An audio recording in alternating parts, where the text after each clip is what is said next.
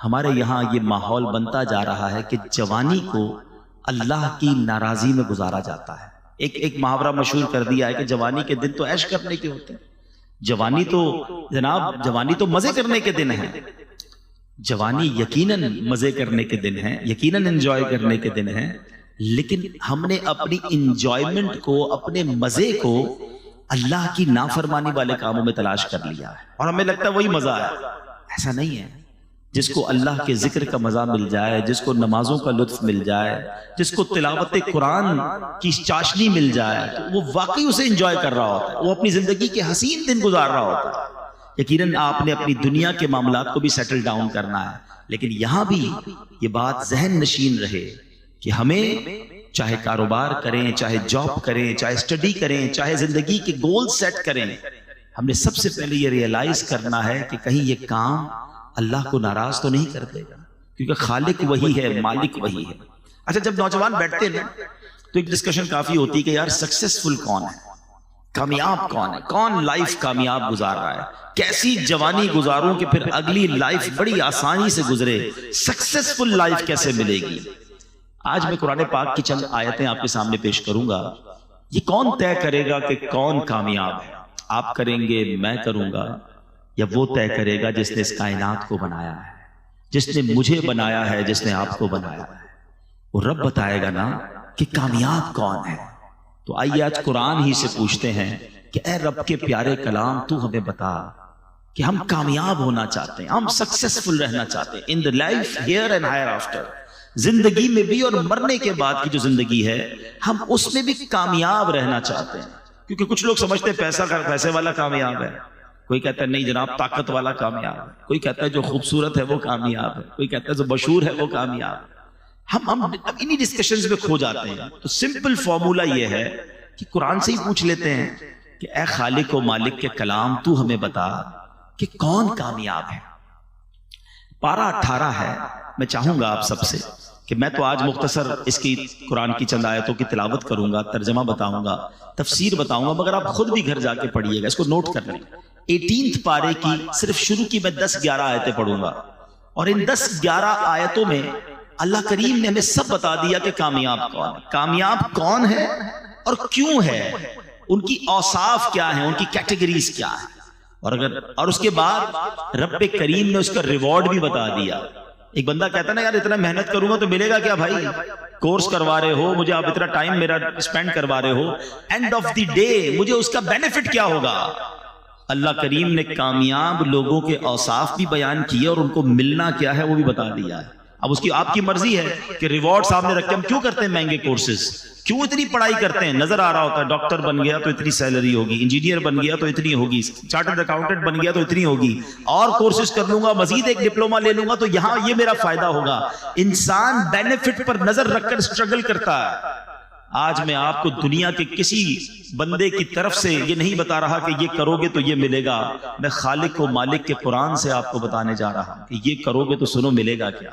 اب آپ کی مرضی ہے کہ وہ جو ریوارڈ ہے وہ سننے کے بعد اگر اس لائن آف ایکشن کو اپنا لیں تو پھر انشاءاللہ خیر ہی خیر. It's not very difficult. I'm not telling you which one of the biggest or difficult formulas today. Just I recite only 10 آیات in front of you. 10 آیتیں ہیں, سمپل ہے, کوئی مشکل نہیں ہے. اگر واقعی غور کر لیں تو چند باتیں اللہ نے فرمائی ہیں, اس کو پورا کر لیں تو کامیاب ہو جانے ہیں. اور اللہ کے نزدیک جو کامیاب ہوا اصل کامیابی وہی ہے. ایک بات یاد رکھنا, مجھے میرے کولیگز کہیں, مجھے میرے فرینڈز کہیں, میرے رشتہ دار کہیں کہ بڑا کامیاب آدمی ہے, اور اللہ کی بارگاہ میں اگر کامیاب نہیں ہوں, وہ مجھ سے ناراض ہے, تو اس کامیابی کا کوئی فائدہ نہیں ہے. اور جس کو رب فرما دے نا یہ کامیاب ہے, اللہ کے حبیب فرما دے یہ کامیاب ہے. ہمیشہ یاد رکھنا, جس سے رب راضی اس سے سب راضی. ہاں, ہم سب کو راضی کرنے کے لیے بعض اوقات رب کو ناراض کر بیٹھتے ہیں. We have to decide کہ ہمیں اللہ اور اس کے رسول کو راضی کرنا ہے. تو آئیے قرآن کی چند آیتیں ہیں. پارہ 18 ہے, سورہ مومنون. قرآن فرماتا ہے بسم اللہ الرحمن الرحیم قد افلح المؤمنون. پہلی آیت اللہ فرماتا ہے بے شک ایمان والے کامیاب ہو گئے. کامیاب کون ہے؟ ایمان والا. اے اللہ تیرا شکر ہم ایمان والے ہیں. کتنی بڑی نعمت ہے ایمان ہے. ہم ایمان والے ہیں, یہ فرسٹ کنڈیشن کو ہم نے اچیو کر لی ہے وداؤٹ اینی ڈیفیکلٹی اور وداؤٹ اینی اس کو آپ کا اسٹرگل. اللہ نے مہربانی کیسی کی کہ ہم کسی کافر کے گھر میں پیدا نہیں ہوئے, آنکھ کھولی تو ماں باپ مسلمان تھے. یہ اللہ کی مہربانی ہے. ہم میں سے کسی نے دعا تھوڑی کی تھی پیدا ہونے سے پہلے, یا اللہ جب بھی پیدا کیجیے مسلمان گھرانے میں پیدا کرنا. بغیر مانگے اللہ نے مجھے اور آپ کو مسلمان بنا دیا. کان نے پہلی آواز سنی تو اللہ اکبر سنی. تو قرآن کہتا ہے کامیاب کون ہے؟ بے شک ایمان والے کامیاب ہو گئے. اب آگے ایمان والے کیسے, یہ آگے قرآن بتائے گا. ٹھیک ہے, اچھا ایمان کی بات پہلے کر لیتے ہیں. ہمیشہ یاد رکھیں the most precious thing which we have, ہمارے پاس جو کچھ چیزیں ہیں ان میں سب سے قیمتی چیز اگر کچھ ہے تو وہ ایمان ہے. ایمان نہیں تو کچھ بھی نہیں. یہ ہمیشہ یاد رکھیے. آپ جب تک ایمان کی ویلیو کو فیل نہیں کریں گے, آپ اس کی سیکیورٹی کی فیل نہیں کریں گے. میں مثال دیتا ہوں, آپ میں سے ہم میں سے کسی کے پاس پرانی موٹر سائیکل ہو, جہاں چاہے کھڑی کر دیتا ہے. جب نہیں لیتا ہے تو ذرا دھیان رکھتا ہے, لاک بھی لگاتا ہے. گاڑی لے لے تو اور خیال شروع ہو جاتا ہے. زیادہ قیمتی گاڑی ہو تو رات کو اٹھ کے سنا ہے لوگ اپنی گاڑی دیکھ رہے تھے باہر کھڑی ہے, یہ کھڑی ہے, بہت مہنگی ہے نا. نارمل موبائل ہے تو کسی بھی جیب میں رکھ دیا. مہنگا موبائل لیا تو بیان کے دوران بھی ہاتھ لگا کے چیک کرتے ہیں, ہاں ابھی بھی ہے, خیر ہے, گیا نہیں ہے. کیوں؟ جتنا قیمتی چیز ہے اتنی اس کی فکر ہے. یہ انسان کی فطرت ہے. It's okay. پیسے تھوڑے ہوتے جیب میں رکھتے ہیں, زیادہ ہوتے بینک میں رکھتے ہیں, لاکر میں رکھتے ہیں. لیکن اگر واقعی ہم نے یہ مانا ہے کہ ہماری سب سے قیمتی چیز ہمارا ایمان ہے, تو I have one question for all of you. پھر میرا آپ سے سوال ہے کہ کب ایمان کی حفاظت کی فکر کی ہے؟ کب سوچا یار سیکیور ہے کہ نہیں, کچھ چھین تو نہیں لے گا؟ کبھی جس طرح چیزوں کو چیک کرتے ہیں, یار موبائل ہے, پیسے ہیں, گاڑی ہے, بینک بیلنس منگا رہے ہوتے ہیں لوگ, یا چیک کر لو سب ٹھیک ہے. لیکن کبھی کوئی ایسا ہم نے اپنی بیلنس شیٹ نکالی ایمان کی کہ یار ایمان بھی ٹھیک جا رہا ہے کہ نہیں, کوئی گڑبڑ تو نہیں ہو گئی, کچھ چھین تو نہیں رہا, چلا تو نہیں جائے گا. اب ہو سکتا ہے آپ میں سے کسی کے ذہن میں خیال آئے کہ کیا ایمان بھی چھین سکتا ہے؟ یہ تو نئی بات بتا رہے ہیں آپ. جی جناب, اللہ کے حبیب علیہ الصلوۃ والسلام کی میں آپ کو پہلے ایک دعا سناتا ہوں. پہلے پیارے آقا کون ہیں؟ جن کے صدقے مجھے اور آپ کو ایمان ملا ہے نا. تیرے صدقے میں آقا سارے جہاں کو دین ملا. ارے ان کے صدقے دین پھیلا ہے, ہم ایمان والے ان کی وجہ سے ہیں.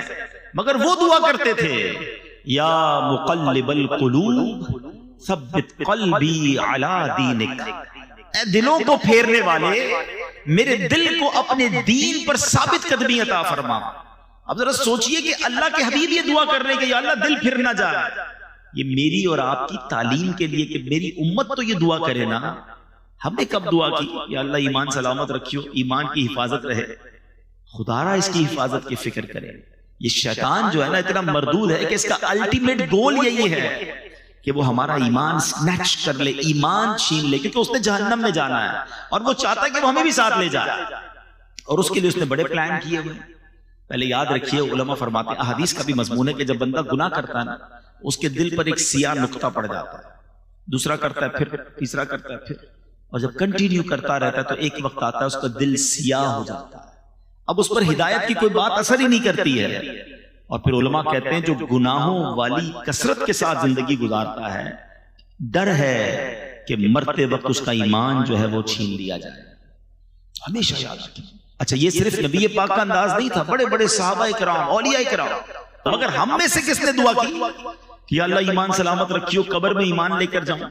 ہم تو کبھی کسی بزرگ سے بھی مل لیں, کوئی ہمیں مل بھی جائے دعا کروانے کے لیے, تو روزی کے لیے, بچوں کے لیے, کاروبار کے لیے دعا کروا, ایمان کے لیے دعا کیوں نہیں کرتے؟ تو یاد رکھیے سب سے قیمتی چیز وہ ایمان ہے. گانوں میں, لطیفوں میں, چٹکلوں میں, کامیڈی شو میں اب بڑے ایسے کفریہ کلمات آ گئے. میرے ٹاپک نہیں ہے ورنہ میں اسی پر پورا بیان آج کر دوں, اور یہ بیان بھی ہونے چاہیے, اور یہ بھی ہماری نالج ہونی چاہیے کہ وہ کون سے طریقے ہیں جس سے ایمان سے بندہ خارج ہو جاتا ہے. کفریہ کلمات آج مذاق مذاق میں جس کو دیکھو جنت, دوزخ, فرشتوں, رسولوں, انبیاء, معاذ اللہ, مذاق اڑا رہا ہوتا ہے, لطیفے سنا رہا ہوتا ہے. بالکل آسان لیا ہوا ہے لوگوں نے. ایسا نہ کیا کرو.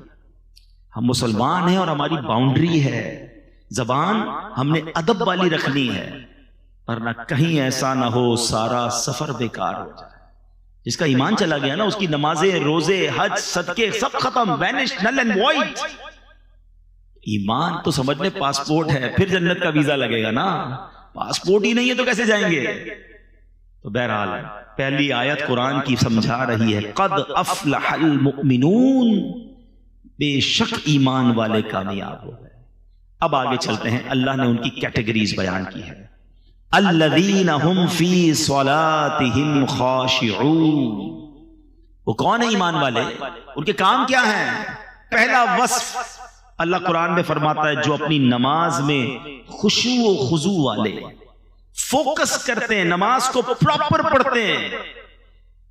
اب نماز پراپر طریقے سے پڑھنے والے، یہ ایمان والے وہ ہیں جو کامیاب ہیں۔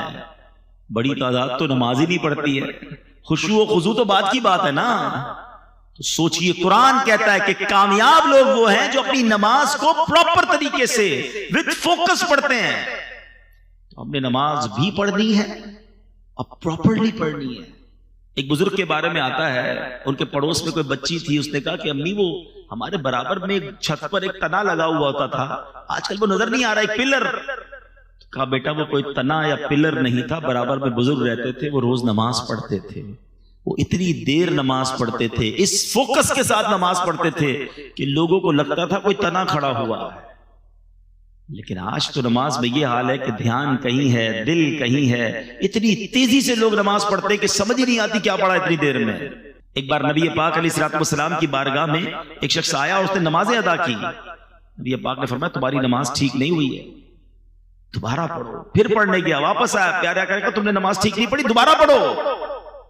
پھر آیا پیارے آقا نے تیسری بار اس سے کہا دوبارہ پڑھو۔ کہا حضور مجھے ایسے ہی آتا ہے، میں نے تو سیکھی ایسے ہے۔ فرمایا یہ وہ نماز نہیں، حدیث کا خلاصہ ہے، اطمینان سے رکوع کرو، اطمینان سے سجدہ کرو، اطمینان سے قیام کرو۔ پیارے آقا علیہ الصلوۃ والسلام نے فرمایا بدترین چور وہ ہے جو نماز کا چور ہے۔ نماز کو مذاق نہ بنائے، نماز یہ اللہ کی بارگاہ میں حاضری کا وقت ہے، اس کو اہتمام کیجئے، اس کو گویا سیلیبریٹ کیجئے۔ مثال کے طور پہ آپ کو وزیر اعظم بلا لیں، کوئی وزیر اعلیٰ بلا لیں، کوئی منسٹر بلائے، کتنا تیار ہو کے جاتے ہیں، پورے محلے کو پتہ چل جاتا ہے کسی بڑی دعوت میں جا رہے ہو تو اتنے پرفیوم لگا کر، اتنے عطر لگا کر لوگ نکلتے ہیں، وہ والے کپڑے استری کروں گا، وہ والے جوتے پہننے، یار یہ تو پچھلی دعوت میں پہن لیے تھے، اب ذرا دوسرا کلر پہننا ہے، سب اہتمام ہے۔ نماز پڑھتے وقت نہ لباس کا خیال ہے، نہ صفائی کا خیال ہے، نہ توجہ ہے۔ ایسا نہ کریں، اپنی نماز کی حفاظت کریں، پراپر طریقے سے پڑھیں۔ ایک میں فارمولہ بھی بتا دیتا ہوں، کچھ لوگ کہتے ہیں یار نماز پڑھتے ہیں تو دھیان کہیں اور ہوتا ہے۔ وہ چٹکلا مشہور ہے نا کہ ایک شخص تھا، وہ اس کی جماعت چلی گئی، عشاء کی جماعت، دکاندار تھا، وہ رونے لگا۔ لوگوں نے کہا اب جماعت چلی گئی اس لیے رو رہے ہیں؟ کہتے جماعت چلی گئی اس لیے نہیں رو رہا، روز عشاء کی نماز میں امام صاحب تلاوت کرتے تھے، میں دکان کا حساب کرتا تھا، اب امام صاحب نے نماز تو پڑھا دیا، مجھے خود اپنی نماز بھی پڑھنی پڑے گی، الگ سے حساب بھی کرنا پڑے گا۔ تو مسئلہ یہ کہ نماز میں سارے خیالات آتے ہیں، اس کی وجہ یہ ہے کہ ہم نماز کے مطلب کو نہیں سمجھتے۔ اگر نماز میں جو ہم تلاوت کرتے ہیں نا، اس کو ترجمے سے پڑھ لینا ایک بار۔ میں اس کا ایک مشورہ دیتا ہوں، جو چاہتے ہیں کہ نماز میں دھیان نہ بٹے، تو ایک فارمولہ یہ ہے کہ آپ 30واں پارہ، قرآن پاک کا 30واں پارہ اور سورہ فاتحہ، اس کو پراپر ترجمے اور تفسیر سے 2-3 بار پڑھ لیں۔ میں آپ کو مشورہ بھی دے دیتا ہوں، تفسیر قرآن صراط الجنان، یہ موبائل فون پر بھی موجود ہے، انٹرنیٹ پر اس کی اپلیکیشن بھی موجود ہے، ڈاؤن لوڈ کر لیں، منگوا لیں، 2-3 بار پڑھ لیں 30واں پارہ۔ آپ یقین کریں آپ کی زندگی مزیدار ہو جائے گی، کیونکہ نارملی امام صاحب 30ویں پارے سے کوئی نہ کوئی سورت تلاوت کر رہے ہوتے ہیں۔ اب جب وہ سورہ فاتحہ پڑھیں گے نا تو آپ کو پتہ چل جائے گا بات کیا ہو رہی ہے۔ اب جب وہ آخری پارے کی کوئی آیت تلاوت کریں گے، آپ کو اندازہ ہو جائے گا کہ قبر کا ذکر ہے، حشر کا ذکر ہے، نعمتوں کا ذکر ہے، جنتوں کی بات۔ واللہ میں آپ کو دل کی بات بتاؤں کہ جو قرآن کو سمجھتے ہیں نا، اچھا قاری تلاوت جب کر رہا ہوتا ہے نا تو دل نہیں چاہتا امام صاحب رکوع میں جائیں، جی چاہتا ہے اللہ کی اور باتیں سنائیں۔ کلام اللہ کو کیا سمجھتے ہو؟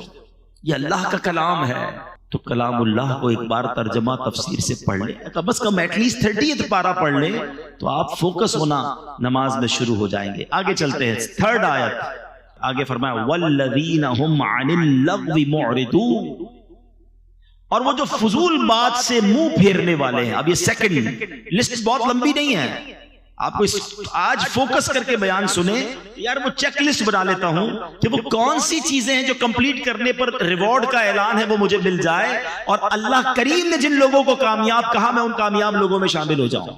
ٹھیک ہے، سیکنڈ لسٹ کیا فرمایا؟ وہ لوگ جو فضول بات سے منہ پھیرنے والے ہیں، احادیث میں کیا خوبصورت حدیث ہے کہ پیارے آقا فرماتے ہیں آدمی کے اسلام کی اچھائی میں سے یہ ہے کہ وہ لا یعنی چیز چھوڑ دے، یعنی جو چیز کارآمد نہ ہو اس میں نہ پڑے، زبان، دل اور دیگر اعضاء کو بیکار باتوں کی طرف متوجہ ہی نہ۔ کیوں مجھے اس گلی میں جانا ہے، اس گلی کا پتہ کیوں پوچھنا ہے، جانا ہی نہیں ہے، ساری رات بیٹھے ہیں، فضول باتیں ہو رہی ہیں۔ اچھا، ان فضول باتوں میں غیبتیں بھی ہو رہی ہیں، بدگمانیاں ہو رہی ہیں۔ ذرا سوچیں، میرے پاس زندگی کو میں نے اتنا سستا کیوں سمجھا ہوا ہے کہ جناب میرے گھنٹوں صرف گپ شپ میں نکل جائیں گے؟ دنیا بھر کے کاروبار کی معلومات رکھنی ہے، آج سونے کا دام کیا رہا، تو ڈالر کا ریٹ کیا رہا، تو تیل کا کیا دام رہا۔ ارے بھائی تمہارے کنویں ہیں جو تم روز تیل کا ریٹ چیک کرتے ہو یار؟ قرآن پڑھا نہیں ہے، حدیث پڑھی نہیں ہے، نماز پراپر آتی نہیں ہے، وضو کرنا آتا نہیں ہے، امریکہ میں کون صدر بنے گا اس پہ بحث ہو رہی ہے۔ خود سوچیں آپ کہ اپنی لائف کو کیوں فضول ضائع کر رہے ہیں؟ چلے دنیا بھی کوئی علم حاصل کر لیں، کوئی زبان سیکھ لیں، کوئی سافٹ ویئر سیکھ لیں، اپنی دنیا اور آخرت میں سے کوئی کام آنے والا کام کریں نا۔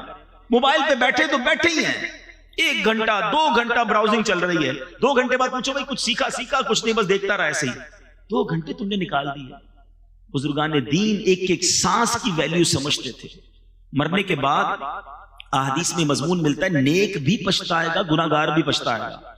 عرض کی گئی حضور گناہگار پچھتائے گا یہ تو سمجھ آتا ہے، نیک کیوں پچھتائے گا؟ فرمایا نیک اس لیے پچھتائے گا کہ اسے یاد آئے گا کہ وہ گھڑیاں، وہ لمحے جو میں نے فضول باتوں میں گزارے تھے، اگر وہ بھی اللہ کا ذکر کر لیتا، وہاں بھی اللہ کی عبادت کر لیتا تو جنت کی اور نعمتیں مل جاتی۔ تھوڑی دیر پہلے میں نے بتایا نا کہ ایک سبحان اللہ کہنے سے جنت میں درخت لگ جاتا ہے۔ آپ 1 گھنٹہ آپ نے فضول گزارا، کتنی نیکیاں کر سکتے تھے۔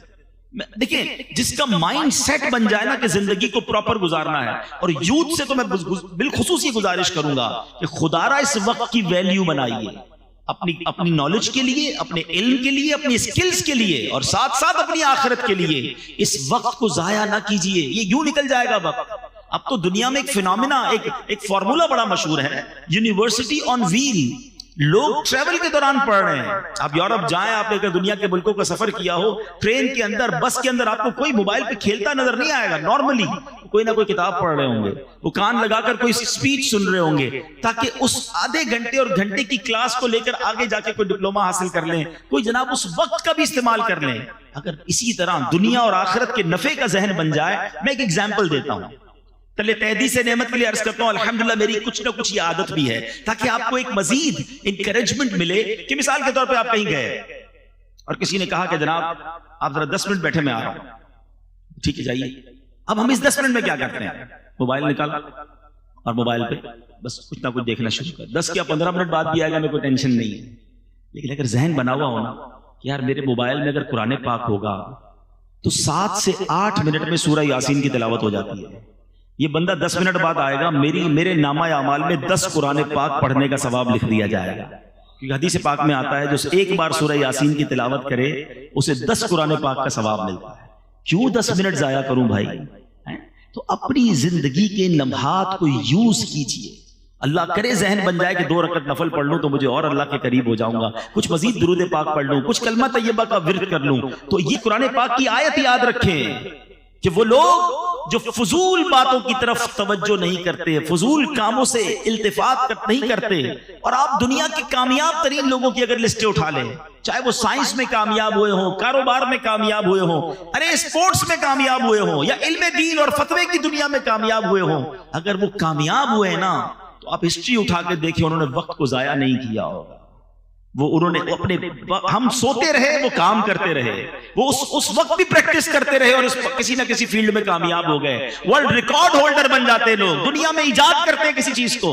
اسی طرح بڑے بڑے مفتیان کرام، مفسرین کرام، دین کا بڑا کام کرنے والے، وہ اپنی نیند سے سیکریفائس کرتے ہیں، اپنی صحت سے سیکریفائس کرتے ہیں، اپنے وقت کو ماڈیفائی کرتے ہیں، اور اسی لائف کے اندر وہ 400 سال نہیں جیے، ان کے پاس 48 گھنٹے نہیں ہیں، ہماری طرح 24 گھنٹے ان کے پاس بھی ہیں، کوئی 60-70 سالہ زندگی نارمل لائف انہوں نے گزاری، مگر وہ کام کر دیا کہ سینکڑوں سال تک ان کا نام باقی رہتا ہے۔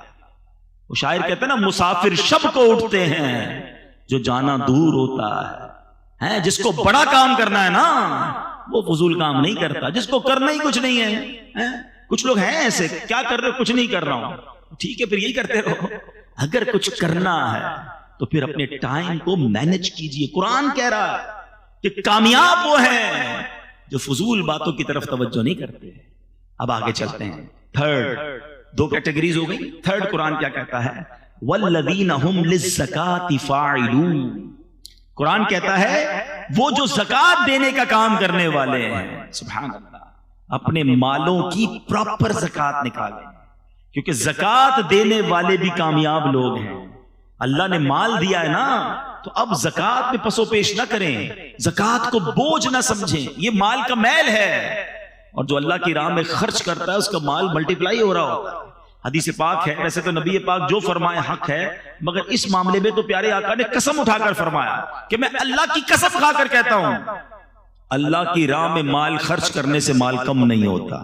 تو یہ طے ہو گیا، یہ کمپلسری ہے کہ جو خرچ کرنے والا ہے وہ خود ہی دنیا میں دیکھ رہا ہوتا ہے کہ اس کا ملٹیپلائی ہو رہا ہوتا ہے. مگر کچھ بدنصیب ایسے بھی ہوتے ہیں کہ جن کو زکات بھاری پڑتی ہے. او ہو رمضان آ گئی، 10 لاکھ روپے دینے پڑیں گے. اس اللہ کے بندے کو کون سمجھائے کہ اللہ کے بندے تجھے رب نے 4 کروڑ دیے تو 10 لاکھ زکات بنی ہے نا. تجھے تو سجدہ شکر کرنا چاہیے تھا کہ میرے مولا تو نے یہ دن دکھائے کہ میں زکات دینے والا ہوں، تو نے مجھے زکات لینے والا نہیں بنایا. میں آپ سب سے پوچھتا ہوں، کیا آپ نے غریبوں میں پڑھے لکھے نہیں دیکھے، سمجھدار نہیں دیکھے، نمازی نہیں دیکھے؟ ارے ہم سے بہت زیادہ اچھے ہیں، مگر ان کے پاس پیسے نہیں ہیں، وہ مانگ رہے ہوتے ہیں، بیچارے قرضے میں ہوتے ہیں.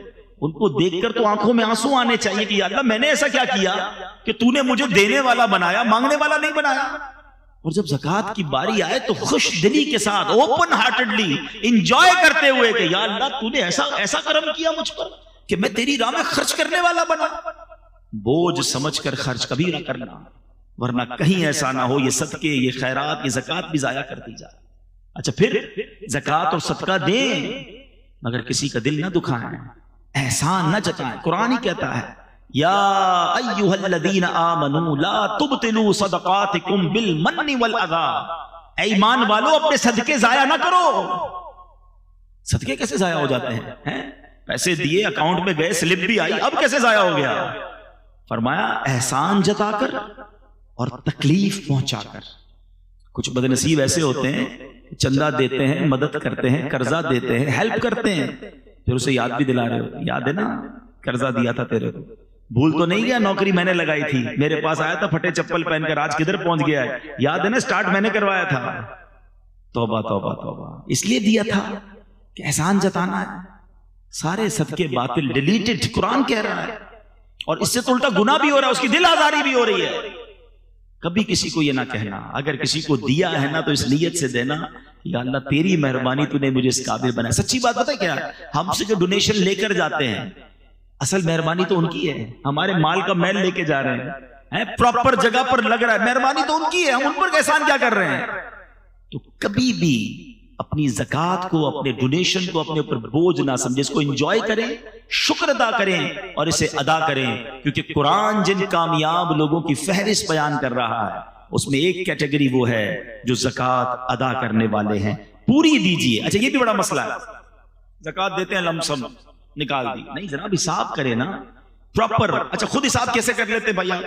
اپنے ٹیکس ریٹرن خود فائل کرتے ہیں، کیوں وکیل ہائر کیا ہے؟ خود ہی فائل کر لیا کرے نا ہر سال. نہیں یار وہ ذرا ایکسپرٹ ہے نا، صحیح بتاتا ہے، کوئی غلطی نہ ہو جائے، غلط ہو گئی تو پھر FBR کا نوٹس آ جائے گا. ٹیکس ریٹرن کے لیے وکیل چاہیے، زکات خود ہی فائل کر دینی ہے، خود ہی حساب کر لینا. ایک بار کسی عالم دین سے مشورہ کر لینا کہ حضرت سونا اتنا ہے، پیسے اتنے ہیں، پراپرٹی اتنی ہے، کاروبار میں پیسے اتنے لگے ہوئے، مجھے بتا دیں میرے مال کا میل نکل جائے، کوئی رہ نہ جائے، اور تھوڑی زیادہ نکال دیا کرو. لیکن کوئی نہ کوئی اصل بات وہی ہے، دل اتنا گرفتار ہوتا ہے بعض اوقات مال کی محبت میں کہ بندہ راستہ ڈھونڈ رہا ہوتا ہے کدھر سے زکات کم ہو جائے. ارے تم راستہ ڈھونڈ لو گے، اللہ تو دیکھ رہا ہے نا. یار یہ پراپرٹی کرائے پہ دے دو تاکہ یہ کرائے پہ چلی گئی نا تو اس کی زکات نہیں جائے گی، یہ فلاں کو دے دو، یہ بیوی کو دے دو، یہ اس کو دے دو، زکات سے نکل جائے گی. تم نکال لو گے، نہیں دو. اللہ تو دیکھ رہا ہے کہ یہ بندہ کوشش کیا کر رہا ہے کہ کہیں سے زکات کم ہو جائے. مزہ یہ ہے کہ بندہ بولے یار زکات بھی دوں، صدقہ بھی دوں، کوئی اور کام نیکی کا اور لے جاؤ مجھ سے. اچھا یہ ڈونیشن دیتے وقت یہ واقعی بڑا اہم پوائنٹ ہے. انسان ہے، ہم سارے انسان ہیں، مال کی محبت ہمارے اندر بلٹن ہے، اسی لیے اس کے اجر، اس کے ثواب بڑے قرار دیے گئے. آپ اگر چاہتے ہیں نا کہ آپ کا مال انشورڈ ہو جائے، لوگ پوچھتے رہتے ہیں یار انشورنس کروانی چاہیے نہیں کروانی چاہیے. آؤ میں آپ کو ایک بڑی پیاری مدنی انشورنس بتاتا ہوں. اللہ کے حبیب علیہ السلام فرماتے ہیں کہ رب فرماتا، حدیث قدسی ہے جس کا مضمون ہے، اے ابن آدم اپنا مال میرے پاس جمع کروا دے. کمیٹی بی سی ڈالتے ہیں نا، آؤ میں آپ کو بتاتا ہوں کیسی بی سی ہے. اللہ فرماتا ہے اے ابن آدم اپنا مال میرے پاس جمع کروا دے، نہ جلے گا نہ ڈوبے گا نہ چوری ہوگا، میں تجھے اس وقت لوٹاؤں گا جس وقت تجھے ضرورت ہوگی. یعنی یہ مال میرے اکاؤنٹ میں چلا گیا، اللہ کی حفاظت میں چلا گیا، کم بھی نہیں ہو سکتا، جل بھی نہیں سکتا، کوئی لوٹ بھی نہیں سکتا. اور قیامت کے دن جب ایک ایک نیکی کے لیے بندہ ہاتھ پھیلا رہا ہوگا نا، اللہ فرماتا ہے میں تجھے اس وقت لوٹاؤں گا. ایک اور حدیث پاک ہے جس کا مضمون ہے کہ جب بندہ صدقہ کرتا ہے نا، خرچ کرتا ہے اللہ کی راہ میں، فرمائیے اس کے ہاتھ سے نکل کر اللہ کے دستے قدرت میں چلا جاتا ہے. اللہ تمہارے صدقوں کو اس طرح پالتا ہے جس طرح تم اپنے جانور کے بچے کو پالتے ہو. فرمایا بندہ کھجور صدقہ کرے گا، قیامت کے دن پہاڑ جتنا اجر دیکھے گا، عرض کرے گا مولا میں نے تو کھجور دی تھی. فرمایا حدیث کا خلاصہ یہ ہے کہ اللہ اپنے کرم سے اس کھجور کو پہاڑ جتنا بنا دے گا. یہ کیسی انویسٹمنٹ ہے، یہ کیسا ریٹرن ہے. پھر صدقہ دیتے وقت ٹینشن کس بات کی ہے؟ آپ نے ایسے بندے تو دیکھے ہوں گے جو یار پتہ نہیں یار وہ آئے تھے علاقے والے زبردستی لے گئے یار دینا پڑا اور پیسے کم ہو گئے یار، لاکھ روپے تھے 25,000 دے دیے، موڈ آف ہو جاتا، چندہ دے کر ڈونیشن دے کر موڈ آف، کیونکہ کیلکولیشن سے تو کم ہو گئے نا. ایسا کوئی دیکھا ہے بندہ جو آ کر کے یار جیب میں 50,000 تھے یار بڑا افسوس ہوا، آتے آتے بینک میں اپنے اکاؤنٹ میں ڈلوا کر آیا. آپ کہیں گے ٹینشن کس بات کی یار، تیرا ہی اکاؤنٹ تھا نا، آپ کے اکاؤنٹ میں گئے، ٹینشن کیوں ہے؟ اگر جس دن یہ مائنڈ سیٹ بن گیا نا کہ یہ جیب سے نکل کر میرے ہی اکاؤنٹ میں گئے ہیں تو دینے کا کبھی ٹینشن نہیں ہوگا. آپ کو مزہ آ رہا ہوگا یار تھوڑے اور ڈال دوں آخرت کے اکاؤنٹ میں، تھوڑے آج کمائے زیادہ ہے تھوڑے اور ڈال دوں. لوگ کہتے ہیں نہیں بھائی زکات دے دیے اگلے سال آنا، ہاں روک لیتے ہیں. یار جب اللہ دینے میں نہیں روک رہا تو تم خرچ کرنے میں کیوں روک رہے ہو؟ اسے حدیث پاک کا مضمون ہے گن گن کر خرچ نہ کرو ورنہ وہ رب کریم بھی تمہیں گن گن کر عطا فرمائے گا. جب وہ دیے جا رہا ہے نا تو آپ بھی اللہ کی راہ میں خرچ کرتے رہا کریں. تو بہرحال قرآن نے کامیاب لوگوں کی فہرست میں جو کیٹیگری بیان کی وہ لوگ جو زکات دینے والے ہیں. آگے چلتے ہیں. اللہ فرماتا ہے والذین هم لفروجہم حافظون الا علی ازواجہم او ما ملکت ایمانہم فانہم غیر ملومین. اب یہ دو آیتیں میں نے ایک ساتھ پڑھ دی ہے، ٹاپک ایک ہی ہے. اگلی فورتھ کیٹیگری آ رہی ہے. اللہ فرماتا ہے اور وہ جو اپنی شرم گاہوں کی حفاظت کرنے والے ہیں مگر اپنی بیویوں یا شرعی باندیوں پر جو ان کے ہاتھ کی ملک ہیں پس بے شک ان پر کوئی ملامت نہیں ہے. جو اپنی پرائیویٹ پارٹس کی حفاظت کرنے والے ہیں اور جو جائز طریقے ہیں وہاں سے اپنی شہوات کو پورا کرتے ہیں، ناجائز نہیں جاتے، یہ وہ کامیاب لوگ ہیں جن کی قرآن فہرست بیان کر رہا ہے. آگے ایک اور آیت پڑھ دیتا ہوں پھر ایک ساتھ اس ٹاپک کو تھوڑا سا ڈسکس کر لیتے ہیں. اللہ فرماتا ہے فَمَنِ ابْتَغَىٰ وَرَاءَ ذَلِكَ فَأُولَٰئِكَ هُمُ الْعَادُونَ. اور تو جو ان کے سوا کچھ اور چاہے تو وہی حد سے بڑھنے والے ہیں. یعنی ان لمیٹیشنز کو جو کراس کرتا ہے، کسی اور طریقے سے اپنی خواہشات کو پورا کرتا ہے، فرمایا وہ حد سے بڑھنے والے ہیں. مگر جو کامیاب ہیں، جو ایمان والے ہیں، وہ اپنی ان چیزوں کی حفاظت کرتے ہیں، پاک بازی کی، اور فقط حلال طریقوں سے اپنی ان خواہشات کو پورا کرتے ہیں. جس کی ڈیٹیل بیان کی قرآن نے کہ ان کی ازواج ہیں، ان کی بیویاں ہیں، اس کے علاوہ وہ کہیں اور نہیں جاتے. تو اے میرے میٹھے اسلامی بھائی، اور نوجوان پر شیطان کا یہ بہت بڑا حملہ ہوتا ہے. آج کل میڈیا نے فحاشی اور اوریانی کو اتنا پھیلا دیا، آج آنکھیں حرام دیکھ رہی ہیں، کان حرام سن رہے ہیں. ہمیشہ یاد رکھے پہلے آنکھ بہکتی ہے، پھر دل بہکتا ہے، پھر شرمگاہ بہکتی ہے.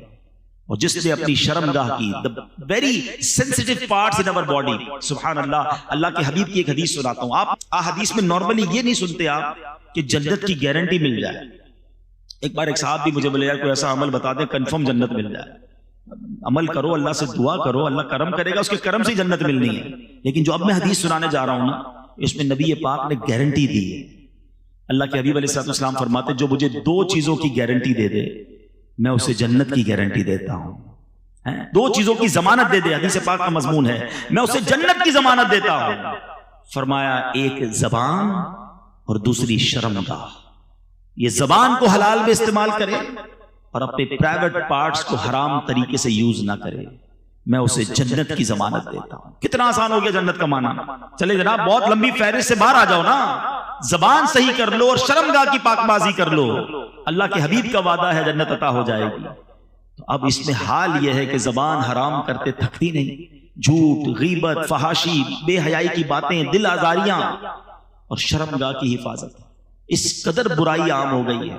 نہیں میرے میٹھے اسلامی بھائی، یہ جوانی اللہ کو ناراض کرنے کے لیے اللہ نے نہیں دی۔ شیطان حملہ آور ہوتا ہے، یقیناً بڑی خواہشات ہوتی ہیں بڑا، لیکن یہی تو مقابلہ ہے نا۔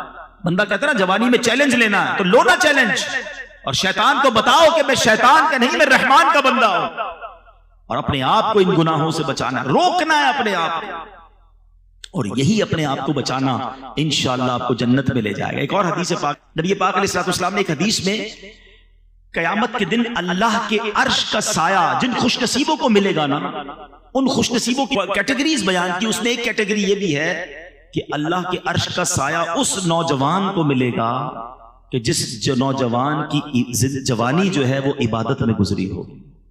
جو جوانی عبادت میں گزارتا ہے نا اس کو اللہ کے عرش کا سایہ ملے۔ بڑھاپے میں عبادت کرنا کمال نہیں ہے، اصل کمال جوانی میں اللہ کی نافرمانی سے بچنا ہے۔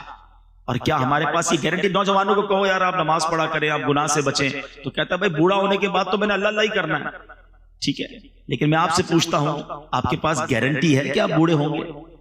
آپ کے پاس کتنے دن زندہ رہنے کی گارنٹی ہے؟ اتنے پڑھے لکھے لوگ بیٹھے، میں ایک سوال کر لیتا ہوں، آپ میں سے کون کون ہے جو اس بات کی مجھے گارنٹی دیتا ہے کہ اگلے سنڈے تک میں زندہ رہوں گا؟ کوئی ہے؟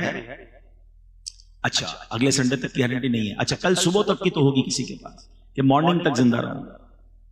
اچھا ایک بھی ہاتھ نہیں اٹھا ہے۔ اچھا کسی کے پاس یہ گارنٹی ہے اس ہال سے زندہ باہر جاؤں گا؟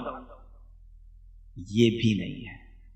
آپ کو یہ معلوم ہے کہ آگاہ اپنی موت سے کوئی بشر نہیں، سامان 100 برس کا ہے، پل کی خبر نہیں۔ جب پل کی خبر نہیں ہے تو مجھے بتاؤ نا پھر کل کی پلاننگ کیوں کر رہے ہو؟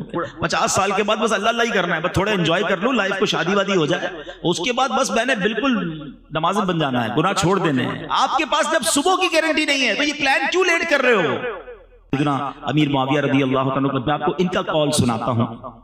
ایک بار آخری وقت تھا، آپ کا بڑھاپے کی زندگی تھی اور بالکل لاسٹ اسٹیج تھا، وصال کا وقت قریب آیا، تو آپ نے کہا مجھے اٹھا کر بٹھاؤ، تو لوگوں نے یوں سمجھیے کہ سہارا دے کر بٹھایا، تو آپ بیٹھ کر کہتے ہیں کہ اللہ کے ذکر کرنے لگے اور تسبیح کرنے لگے، پھر رونے لگے اور اپنے آپ سے پوچھتے ہیں کہ اے معاویہ اب بڑھاپے اور کمزوری کے وقت میں اللہ کا ذکر یاد آیا ہے؟ اس وقت کیا تھا جب جوانی کی شاخ تر و تازہ تھی؟ حالانکہ وہ جوانی میں بھی عبادت کرنے والے تھے، مگر پھر بھی اپنے آپ سے کہتے تھے بڑھاپے میں رب یاد آیا۔ جوانی یہ عبادت اللہ کو بڑی پسند ہے۔ میں چند آپ کو بہت خوبصورت باتیں بتا دیتا ہوں جو نوجوان ہیں۔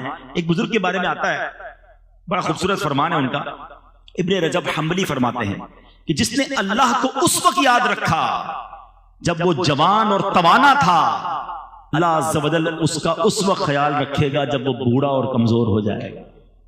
ہاں اپنا کہتے ہیں یار زندگی ایسی گزارو بڑھاپا اچھا ہو جائے، میں آپ کو فارمولا دے رہا ہوں، جوانی ایسی گزارو کہ اللہ ناراض نہ ہو، اللہ تمہیں بڑھاپے میں بھی تمہیں سنبھالے گا، تم پر کرم فرمائے گا۔ ایک بزرگ کے بارے میں آتا ہوں کہ 100 سال عمر تھی، دانت سلامت، آنکھیں سلامت، کان سلامت، نظر سلامت۔ لوگوں نے کہا حضور 100 ایئرز آپ کی ایج ہے، آپ اتنے صحت مند کیسے ہیں؟ فرمایا جب میں جوان تھا نا، میں نے اعضاء سے گناہ نہیں کیے، میں نے اپنی آنکھوں سے، ہاتھوں سے، اپنے پیروں سے، اپنے جسم سے گناہ نہیں کیا، اللہ کو ناراض نہیں کیا۔ جب بڑھاپا آیا اللہ نے میرے سارے اعضاء سلامت رکھے۔ Now it's up to you، آپ کیسے یوز کرنا چاہتے ہیں ان آرگنز کو، یہ اللہ نہیں دیے نا، یہ تو طے ہے نا کہ یہ ہاتھ، پیر، زبان، شرمگاہ، آنکھیں، کان، everything whatever I have سب اللہ نے دیا ہے۔ جس نے دیا ہے وہ حساب بھی تو لے گا نا، آپ کی مرضی ہے کیسے استعمال کر رہے ہیں۔ پلیز اب میں آپ کو بڑی کمال کی حدیث سنانے جا رہا ہوں۔ میں جب بھی اس حدیث کو پڑھتا ہوں آئے ہائے ہائے، میں اپنے لیے بھی دعا کرتا ہوں اللہ کرے مجھے بھی ایسا بنا دے، اللہ کرے یہ سعادت ہمیں مل جائے۔ 2-3 حدیثیں ہیں۔ پیارے آقا علیہ الصلوۃ والسلام کا فرمان ہے کہ اللہ تبارک و تعالی اپنی مخلوق میں اس خوبرو نوجوان، وہ خوبصورت جوان کو اللہ تعالیٰ کتنا پسند فرماتا ہے، ذرا سنیے گا، ماشاءاللہ بہت خوبصورت چہرے والے لوگ بیٹھے ہیں۔ اللہ کریم اپنی مخلوق میں اس خوبرو نوجوان کو سب سے زیادہ پسند فرماتا ہے جس نے اپنی جوانی اور حسن و جمال کو اللہ عز و جل کی عبادت میں صرف کر دیا. اللہ عز و جل فرشتوں کے سامنے اس نوجوان پر فخر فرماتے ہوئے کہتا ہے یہ میرا حقیقی بندہ ہے. آئے ہائے, اللہ کرے کہ اللہ ہمیں ایسا, خود اللہ کی رحمت سے ہی بنیں گے, اللہ بنا بھی دے اور پھر اللہ فرمائے فرشتوں سے کہ یہ میرا حقیقی بندہ. ایک اور حدیث سنیے گا, اللہ فرماتا ہے, حدیث قدسی ہے, میری تقدیر پر ایمان لانے والا, میرے لکھے پر راضی رہنے والا, میرے دیے ہوئے رزق پر قناعت کرنے والا اور میری رضا کی خاطر اپنی شہوات نفسانی کو ترک کرنے والا نوجوان میری بارگاہ میں میرے باز فرشتوں کی مانند ہے. یہ ہے جوانی کا استعمال کہ اپنے آپ کو روکنا. آج بندہ کبھی رکتا بھی ہے نا تو اکیلے میں نہیں رک رہا ہوگا. دروازہ بند ہوا, اب جو دیکھنا ہے دیکھ لو, جو کرنا ہے کر لو. کہتے ہیں کسی اور کنٹری میں چلتے ہیں, کسی اور علاقے میں چلتے ہیں, ادھر کوئی جاننے والا نہیں ہوگا. جدھر بھی جاؤ گے اللہ تو دیکھ رہا ہے نا. کاش گناہ کرتے وقت دل میں یہ نقش ہو جائے کہ جو میں کر رہا ہوں وہ رب دیکھ رہا ہے. ایک اور بڑا درد ہے مجھے, نوجوان بیٹھے ہیں, کہ آج ایک اور کہانی یہ بن گئی ہے کہ ہماری ہر سیلیبریشن, ہماری ہر خوشی جو ہے اس میں ہم اللہ کو ناراض کر رہے ہیں. یہ ہے کتنی عجیب بات. دنیا میں آپ کو کوئی گفٹ دے, آپ کیا کہتے ہیں؟ تھینک یو, بڑی مہربانی, جزاک اللہ. اچھا گفٹ دے, بندہ کہتا ہے اس کو تو کبھی بھی ناراض نہیں کروں گا, بڑا بڑا خیال رکھتا ہے. اللہ نے کروڑوں گفٹ دیے مجھے اور آپ کو, آنکھیں دی, ناک دی, کان دیے, زبان دی, گونگا نہیں بنایا, بہرا نہیں بنایا, ہاتھ والا بنایا, پیر والا بنایا, مال دیا, گھر دیا, عزت دی. اچھا پھر خوشی دی. جو اللہ خوشی دینے والا ہے, مثال کے طور پر کسی کے یہاں بچہ پیدا ہوا, بچے پیدا ہونے کی خوشی میں پارٹی کریں گے, اس پارٹی میں کیا کریں گے؟ اللہ کو ناراض کرنے والا. بچے کی تھوڑا بڑا ہوا, برتھ ڈے کرنی ہے, برتھ ڈے کریں بھائی, کون منع کرتا ہے؟ برتھ ڈے کریں گے, اس میں اللہ کو ناراض کرنے والا. خوشی رب دیے جا رہا ہے, ہم اللہ کو ناراض کر رہے ہیں. وہ بچہ بڑا ہو گیا, اب اس کی شادی کرنی ہے, اس شادی کی خوشی میں بھی اللہ کو ناراض کرنا. اور کتنا ناراض کرنا ہے, اتنا ناراض. کون سا کام ہے جو شادیوں میں آج نہیں ہو رہا؟ حالانکہ پوچھو ان سے کہ جن کے بچوں کی شادیاں نہیں ہوتی ہیں, ماں باپ رو رو کے دعائیں کرتے ہیں اللہ بچوں کی شادی ہو جائے, رشتہ آ جائے. رشتہ آیا اور اللہ کو ناراض کرنا شروع کر دیا. یہ کتنی بڑی بے وقوفی ہے. اللہ نے گھر دیا, گھر کی اوپننگ پارٹی, اس میں اللہ کو ناراض. اللہ نے ایک نیا سال دیا, نیو ایئر پارٹی, پھر اللہ کو ناراض. بندہ بیمار ہو کر صحت یاب ہوتا ہے, کہتا ہے صحت کی خوشی میں پارٹی, پھر اللہ کو ناراض. ارے اللہ کے بندوں, تمہیں رب دیے جا رہا ہے اور تم اسے ناراض کیے جا رہے ہو. پھر کہتے ہیں ہماری نعمتیں چلی جاتی ہیں, بچوں کی شادی میں لاکھوں کروڑوں خرچ کیے, تھوڑے عرصے بعد بہو گھر پہ آ گئی یا بیٹی گھر پہ آ گئی, طلاق لے کر رشتہ ٹوٹ گیا, بڑی ناراضگی. اچھا شادی ہو گئی تو ان کے یہاں اولاد نہیں ہو رہی, کیا کرے؟ ارے تم نے اس شادی میں اللہ کو ناراض کتنا کیا تھا, کبھی سوچا؟ یہ کتنی بڑی بے وقوفی ہے کہ میں خوش ہو رہا ہوں. ذرا میرا جملہ سنیے گا, اللہ کرے میری یہ بات آج دل میں اتر جائے. یہ سوشل میڈیا پر بھی لائیو جا رہا ہے. یہ کتنی بڑی بے وقوفی ہے کہ اللہ خوشی دے رہا ہے, میں خوش ہو رہا ہوں, میرے بچے, فیملی, دوست خوش ہو رہے ہیں, اور اس خوشی میں میرا رب ناراض ہو رہا ہے. مجھے بتاؤ نا, یہ عقل مندی ہے؟ ارے آج ایک بات طے کر کے جاؤ کہ میں جب بھی خوشی مناؤں گا ایسے مناؤں گا کہ میرا رب بھی مجھ سے خوش ہو جائے گا. کہ پاسبل ہے نا. بلکہ میں آج یوتھ کو, نوجوان کو ایک پوائنٹ دینا چاہتا ہوں کہ آج آپ ایک نیت کر کے جاؤ کہ یار میری جب بھی شادی ہونی ہے نا, میں نے کم از کم اللہ کو ناراض نہیں کرنا ہے. کیوں؟ آپ کی شادی میں انجوائے کون کرے گا؟ آپ کے دوست, آپ کے رشتہ دار. اچھا آپ کہیں گے یار ہم کوئی رسم نہیں کریں گے تو خاندان والے کیا کہیں گے؟ تم خاندان والوں کو راضی کرنے کے لیے, تم دوستوں کو راضی کرنے کے لیے ایک تو لاکھوں روپے خرچ کرو گے, اس کے بعد اس سب کا وبال جو آئے گا وہ تم میاں بیوی پر آئے گا, اس کپل پر آئے گا کہ ان کی شادی میں یہ ہوا تھا. اینڈ آف دا ڈے اس کی سارے کمپلیکینسز وہ آپ نے بھگتنے ہیں. تو میں کیوں بھگتوں بھائی؟ اپنے دوستوں کو, رشتہ داروں کو راضی کرنے کے لیے میں اور میری بیوی اور آنے والے بچے اس لعنت کو کیوں بھگتے ہیں؟ ہم نے وہی کرنا ہے جو رب کی رضا ہے. آپ کر کے دیکھو, پھر اس کی خوشیاں دیکھو, کیونکہ اللہ نے قرآن میں فرمایا ہے لَإِن شَكَرْتُمْ لَأَزِيدَنَّكُمْ, تم میرا شکر ادا کرو میں تمہیں اور عطا کروں گا. آپ خوشی میں شکر ادا کریں نا, نعمتوں کا شکر ادا کریں, صدقہ کریں, خیرات کریں. شادیاں اچھی انداز سے بھی ہوتی ہیں. ایک صاحب مجھے ملے, بہت کمال کی بات کی, جب بھی اپنے کسی بچے کی شادی کرتا ہوں ساتھ 2 غریب بچوں کی شادیاں بھی کر دیتا ہوں. رسمیں وسمیں نہیں کرتا, وہ پیسے ان غریب بچوں پہ خرچ کرتا ہوں. وہ ساری زندگی جھولیاں اٹھا کے میرے بچوں کو دعائیں دے رہے ہوتے ہیں, میرے بچوں کی خیر ہو جاتی ہے. یہ کرو نا, کمال ہے، ہر خوشی میں رب کو ناراض. اللہ کرے یہ شیطان کا وار ہم سمجھ جائیں. یہ مردود چاہتا یہ ہے کہ اللہ ہم سے ناراض ہو جائے اور ہم اس کی بات مان لیتے ہیں. ہماری ہر سیلیبریشن میں ہم سیلیبریٹ کریں، اس میں کوئی غم نہیں ہے، کوئی منع نہیں ہے، مگر ایسی سیلیبریشن کرو کہ اللہ بھی راضی ہو جائے. قرآن خوانی کریں، نعت خوانی کریں، لنگر کریں، غریبوں کو کھلائیں، صدقہ کریں، خیرات کریں، اچھے کپڑے پہنے، کون منع کرتا ہے؟ خود بھی پہنے، دوسروں کو بھی پہنا دیں، لیکن تکبر نہ کریں، ریاکاری نہ کریں، دکھاوا نہ کریں، تکلیف نہ دیں. ارے تم خوش ہو رہے ہو، پورا محلہ رات کو سو نہیں رہا. ایسی کون سی شادی ہے بھائی؟ ڈھول دھمکا، آتش بازی، لوگ نیند سے ڈر کے اٹھ جاتے ہیں، پتہ چلتا ہے بارات آئی تھی، ایسا لگتا ہے محلے پہ حملہ ہو گیا کسی. اب بتاؤ یہ دل سے دعا نکلی تمہاری شادی کی رات ان لوگوں کے لیے؟ شادی کی رات تم نے ہائے لیے ہیں، لیتے ہیں لوگ، پھر کہتے ہیں یار خوشیاں نہیں مل رہی فیملی میں. تم نے آپ خود سوچے تھے یہ شیطان نے ہم کون سے کام ہم سے کروا رہا ہے؟ تو اللہ کرے کہ دل میں اتر جائے میری بات. تو نوجوان ہے، اس کو اپنے نفس کو بچانا ہے، اپنے آپ کو گناہوں سے بچانا ہے، کیونکہ کامیاب لوگ وہ ہیں جو اپنی شرمگاہ کی حفاظت کرنے والے ہیں. اب قرآن کی جو آیتیں ہیں، جو کیٹیگریز ہیں، وہ اختتام کی طرف ہیں. there is no big list. اب ریوارڈ کی طرف ہم نے آنا ہے، مگر ایک قرآن اور بات فرما رہا ہے، وَالَّذِينَ هُمْ لِأَمَانَاتِهِمْ وَعَهْدِهِمْ رَاعُونَ. کامیاب لوگوں کا ایک اور کام کیا ہے؟ فرمایا اور وہ جو اپنی امانتوں اور اپنے وعدے کی رعایت کرنے والے ہیں. امانت رکھواؤ تو پوری واپس لوٹاتے ہیں، وعدہ کرتے ہیں تو پورا کرتے ہیں. آج کل تو ایک عجیب سے جملہ مشہور ہے، وعدہ ہی کیا تو وفا ہو گیا. ارے اللہ کے بندو، مسلمان کا وعدہ سچا ہوتا ہے.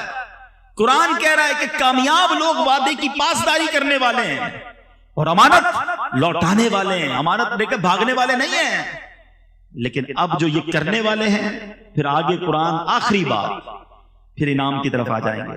آپ کو اگر تھوڑی دہرائی کر لیں، نماز خشوع و خضوع سے پڑھنے والے، زکوٰۃ دینے والے، فضول کام کرنے والے نہیں، اپنی شرمگاہ کی حفاظت کرنے والے، اور پانچواں فرمایا امانتوں کی اور وعدوں کی پاسداری کرنے والے. ابھی تک تو 5 ہی آلموسٹ باتیں ہوئی نا، اب 6ٹھی بات آ رہی ہے اور اس کے بعد انعام ہے. قرآن فرماتا ہے وَالَّذِينَ هُمْ عَلَىٰ صَلَوَاتِهِمْ يُحَافِظُونَ. پھر نماز آ گئی. Look at the value of نماز. قرآن کہتا ہے وہ جو اپنی نمازوں کی حفاظت کرتے ہیں. پہلے کہا نماز خشوع و خضوع سے پڑھتے ہیں، اب قرآن کہہ رہا ہے کہ وہ نماز پراپر ٹائم پہ حفاظت کر کے پڑھتے ہیں، نماز ضائع نہیں ہونے دیتے. لوگ کہتے ہیں یار شام کو ساری پڑھ لیتا ہوں، تو بریک فاسٹ لنچ بھی ڈنر میں کر لیا کرو نا. بریک فاسٹ کے وقت بریک فاسٹ یاد ہے، لنچ کے وقت لنچ یاد ہے، کاروبار کے وقت کاروبار یاد ہے، رات کو ساری نمازیں پڑھنی ہے. ٹائم پہ پڑھنی ہے، حفاظت کرنی ہے نماز کی. اور میں آپ کو صحیح بتاؤں، جس نے اپنی زندگی میں نماز کو پراپر انوالو کر لیا نا، اب اس کی نماز قضا نہیں ہوتی، اس کو الٹا بے چینی شروع ہو جاتی ہے. جس طرح آپ نے کبھی دوپہر کا کھانا نہ کھایا ہو تو رات کو کیا ہوتا ہے، شام کو ایک انر الارم بج رہا ہوتا ہے، یار آج دوپہر کا کھانا نہیں کھایا ہے، یار ابھی تک نہیں کھایا، ابھی تک ڈنر نہیں کیا. کیوں؟ کیونکہ آپ نے اس کو زندگی میں انوالو کیا ہے. جاب نہیں چھوٹتی، اسکول نہیں چھوٹتی، دوست نہیں چھوٹتے، نماز کیسے چھوٹ گئی؟ اچھا پھر کچھ لوگ ملتے ہیں کہتے ہیں یار مسئلہ یہ ہے کہ فجر کی نماز میں آنکھ نہیں کھلتی، باقی 4 پڑھ لیتا ہوں. میں ان سے ایک سوال کرنا چاہتا ہوں کہ آپ کی کبھی صبح 8 بجے کی فلائٹ ہو وہ چھوٹی ہے؟ کبھی 7 بجے کی ٹرین چھوٹی کہ یار آج آنکھ نہیں کھلی اس لیے ٹرین نکل گئی؟ کبھی صبح ارجنٹ باس نے کہا میٹنگ ہے 7 بجے آنا ہے، 8 بجے بینک پہنچنا ہے، تو کبھی ایسا ہوا یار آنکھ نہیں لگی، آنکھ نہیں کھلی؟ 2 الارم لگاتے ہیں، والدین کو کہہ کے سوتے ہیں، پڑوسی کو بھی کچھ لوگ کہتے ہیں یار اٹھا دینا بھائی صبح فلائٹ نہ دے جائے. نہ فلائٹ مس ہوئی، نہ ٹرین مس ہوئی، نہ میٹنگ مس ہوئی، نماز کیسے ہو گئی؟ اس کا مطلب یہ کہ نماز کی وہ ویلیو ہی نہیں ہے ابھی تک دل میں. جس دن نماز کی ویلیو ہو گئی نا، ایٹ اینی کاسٹ نماز پڑھو گے آپ. اور نماز کا حکم پتہ ہے کیسا ہے کہ آپ کھڑے ہو کے نہیں پڑھ سکتے تو بیٹھ کے پڑھیں، بیٹھ کے نہیں پڑھ سکتے تو لیٹ کے پڑھیں، لیٹ کے نہیں پڑھ سکتے اشارے سے پڑھیں، پانی نہیں ہے تو تیمم کر کے پڑھیں. پڑھنی ہے. اور نماز ہے کیا؟ الصلاۃ عماد الدین. نماز دین کا ستون ہے. اس عمارت کے ستون نکال دے عمارت کھڑی رہے گی؟ ستون ہے نماز، مگر نماز ہی نہیں ہماری لائف میں. اچھا کوئی افسوس بھی نہیں ہے جس کی فجر قضا ہو جائے اس کا دن کیسے اچھا گزرتا ہے. صبح 5 لاکھ روپے کا لاس ہو جائے، سارا دن موڈ کیسا ہوگا آپ کا؟ میسج آ جائے یار وہ مال خراب ہو گیا، ارے نہ کھانا اچھا لگے گا، نہ مسکراہٹ آئے گی چہرے پہ، لوگوں کو پتہ چل جاتا ہے کچھ گڑبڑ ہو گئی ہے، لگتا ہے آج کو لاس کیا ہے. نماز قضا ہو گئی، ہنستے ہنستے اٹھتے ہیں، ظہر چلی گئی، عصر چلی گئی، مغرب چلی گئی، دھڑا دھڑ نمازیں جا رہی ہیں. مسلمان بے نمازی کیسے ہو سکتا ہے؟ نماز دین کا ستون ہے، نماز جنت کی کنجی ہے، نماز میرے آقا علیہ الصلوۃ والسلام کی آنکھوں کی ٹھنڈک ہے. اور نمازی کو سب سے بڑا انعام یہ ملے گا کہ اللہ کا بروز قیامت اسے دیدار کروایا جائے گا. اور جب بے نمازی ہوتا ہے, آپ اور میں جہاں رہتے ہیں ہمارا گھر پہ نام لکھا ہوتا ہے نا, گھر کے باہر نیم پلیٹ, ایک حدیث سنو اللہ کرے عبرت ملے. حدیث پاک کا مضمون ہے کہ جو بے نمازی ہوتا ہے نا, جو ایک نماز جان بوجھ کر قضا کر دے, اس کا نام جہنم کے اس دروازے پر لکھ دیا جاتا ہے جس سے وہ اندر داخل ہوگا. نبی پاک نے دونوں ہاتھ ملا کر بتایا, یہ ہاتھ ملا کر فرمایا جب بے نمازی قبر میں جائے گا نا, اس کو قبر ایسے دبائے گی کہ پسلیاں ٹوٹ پھوٹ کر ایک دوسرے میں پیوست ہو جائیں گی. تو نماز قضا نہیں ہونی چاہیے. پلیز آج نیت کر کے جاؤ کہ آج کے بعد ہماری کوئی نماز قضا نہیں ہوگی.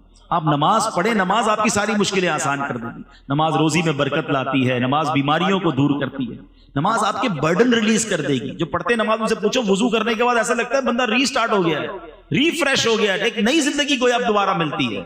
تو نماز پڑھنے کی پراپر عادت ڈالیں. تو یہ 6 یا 7 چیزیں ہوئی. Now come towards the reward. اللہ اکبر, انعام سنو, مزے کو بھی مزہ آ جائے گا. اللہ قرآن میں فرماتا ہے اولئک ھم الوارثون, یہی لوگ وارث ہیں. کس کے وارث ہیں؟ الذین یرثون الفردوس ہم فیہا خالدون. قرآن کہتا ہے یہ فردوس کی میراث پائیں گے اور وہ اس میں ہمیشہ رہیں گے. جنت بھی کون سی والی؟ جنت الفردوس. جنت الفردوس کیا ہے پہلے یہ سنو.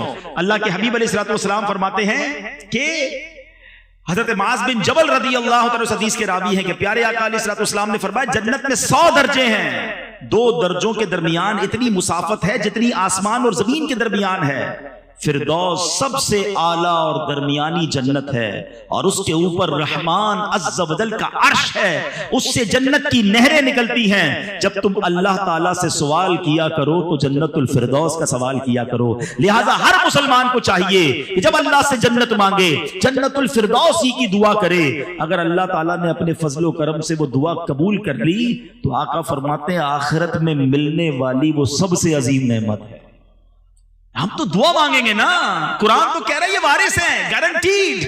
اولئک ھم الوارثون, یہی لوگ وارث ہیں. کس چیز کے؟ الذین یرثون الفردوس, فردوس کے وارث ہیں. اور کتنے ٹائم کے لیے جائیں گے؟